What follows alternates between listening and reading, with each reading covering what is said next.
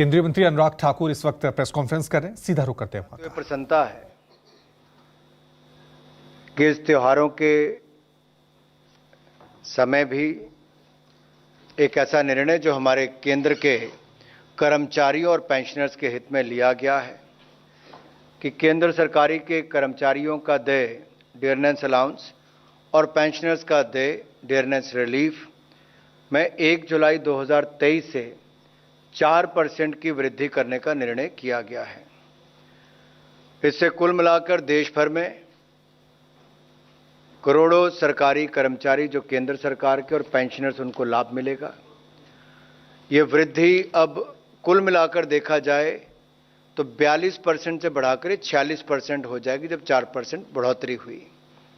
सालाना वित्तीय वर्ष यानी कि आज सालाना इसका कितना सरकार के ऊपर व्यय होगा, वो 12,857 करोड़ रुपए इसके ऊपर वित्तीय भार आएगा।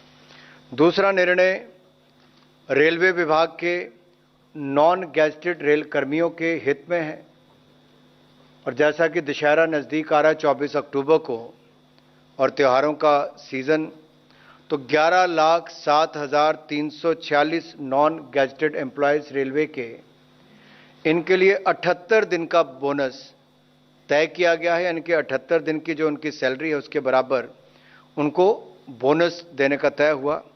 इसके ऊपर लगभग 1,969 करोड़ रुपए खर्च होंगे।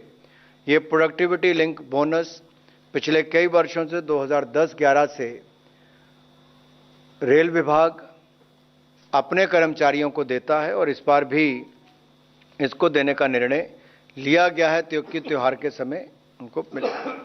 तीसरा निर्णय जो देश के किसानों से जुड़ा हुआ है वो भी मैं कहूँगा रबी की फसल जो 6 फसलें हैं उसका न्यूनतम समर्थन मूल्य यानी कि एमएसपी को निर्धारित करने का निर्णय किया गया।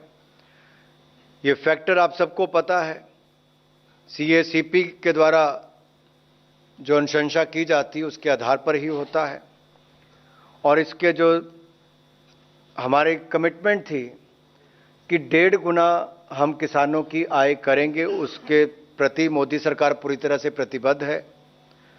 और अगर ये 6 फसलों का एक एक करके मैं आपको बताऊं तो पिछले वर्ष की तुलना में ये एमएसपी ज़्यादा है और तिलहन और सरसों में जो एमएसपी है उसको 200 रुपये प्रति क्विंटल की वृद्धि की गई है।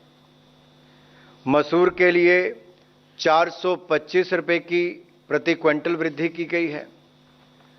गेहूं के लिए 150 रुपये प्रति क्विंटल की वृद्धि की गई है और बारले के लिए 115 रुपये प्रति क्विंटल वृद्धि की है। चने के लिए 105 रुपये प्रति क्विंटल वृद्धि की है और सेफ्लॉर के लिए भी 150 रुपये प्रति क्विंटल वृद्धि की है। ये चार्ट शायद आपको और बेहतर बता सकें अगर आप देखेंगे कि कहां हम थे 2014 में और आज 2023-24 में हम कहां पहुंचे हैं। ये आंकड़े अपने आप में बहुत कुछ कहते हैं कि मोदी सरकार की प्रतिबद्धता किसान की आमदन को 1.5 गुना करने के लिए और उसमें भी रबी की फसलों के लिए 6 फसलों के लिए एमएसपी आज घोषित किया जा रहा है और ये एफसीआई के द्वारा राज्य की एजेंसियों के माध्यम से ही किया जाएगा। अगर आप कुल मिलाकर पिछले कुछ वर्षों में देखें तो भारत सरकार ने क्रॉप डाइवर्सिफिकेशन की ओर काफ़ी बल दिया है ताकि ऑयल सीड हो, पल्सेस हो, मिलेट्स हो यानी कि मोटा अनाज, दलहन, तिलहन, इसकी पैदावार देश में ज़्यादा हो और हमारे किसानों को भी इससे ज़्यादा आय के साधन मिल सकें और हमारी डिपेंडेंस जो है वो इंपोर्ट पर कम हो और आत्मनिर्भरता की ओर भारत और बढ़ सके। इसके अलावा हमने नेशनल फूड सिक्योरिटी मिशन हो, प्रधानमंत्री किसान सिंचाई योजना हो, प्रधानमंत्री किसान सम्मान योजना हो, national mission on oil seed and palms, ये सारे बहुत सारे ऐसे प्रोग्राम्स हमने शुरू किए जिसके कारण फसल पैदावार में भी बहुत हमें सफलता मिली और फूड ग्रेन प्रोडक्शन जो है, फसल की पैदावार जो है वो भी 31% बढ़ी है पिछले 8 वर्षों में।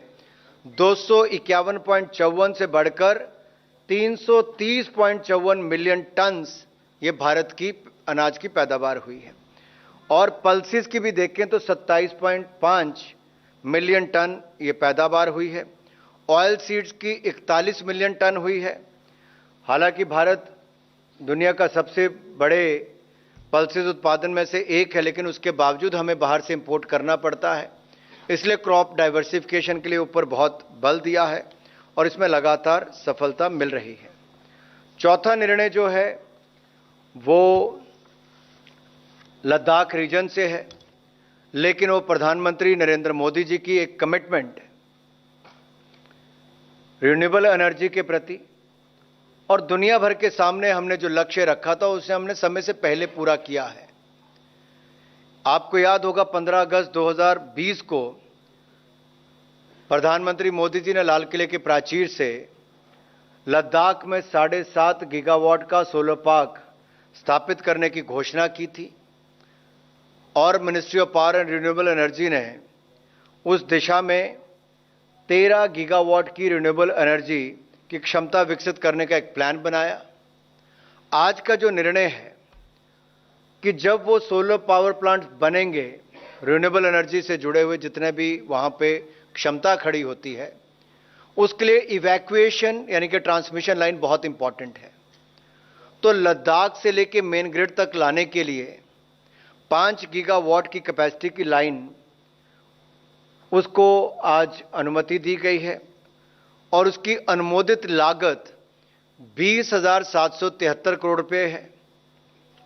20,773.70 करोड़ रुपए 5 गीगावाट की कैपेसिटी लाइन की लागत होगी। ये लद्दाख से हरियाणा के कैथल तक आएगी।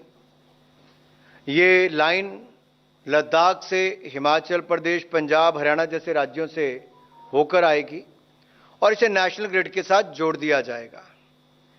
इस परियोजना का 40% यानी कि कुल लागत का 40% 8,309.48 करोड़ रुपया सेंट्रल ग्रांट से उपलब्ध होगा और बाकी पावर ग्रिड 60% अरेंज करेगा।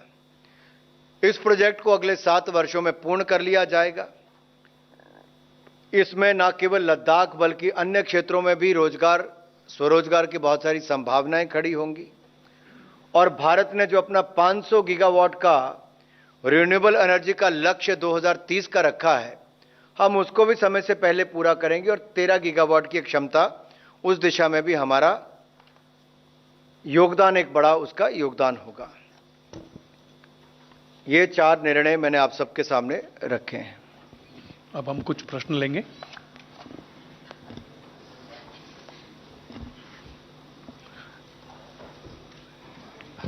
कॉर्नर से शुरू करते हैं हम लोग। आप ठाकुर साहब, जस्ट इंट्रोड्यूस योरसेल्फ। तो इस वक्त की ये बड़ी खबर आपको बता दें, कैबिनेट में किन किन फैसलों को मंजूरी दी गई है उसकी जानकारी खुद केंद्रीय मंत्री अनुराग ठाकुर दिए गए थे। रेलवे कर्मचारियों को 78 दिन का बोनस यानी दशहरे और दिवाली का तोहफा दिया गया है। केंद्रीय कर्मचारियों को भी दिवाली का तोहफा दिया गया। महंगाई भत्ता जो है वो बढ़ा दिया गया है।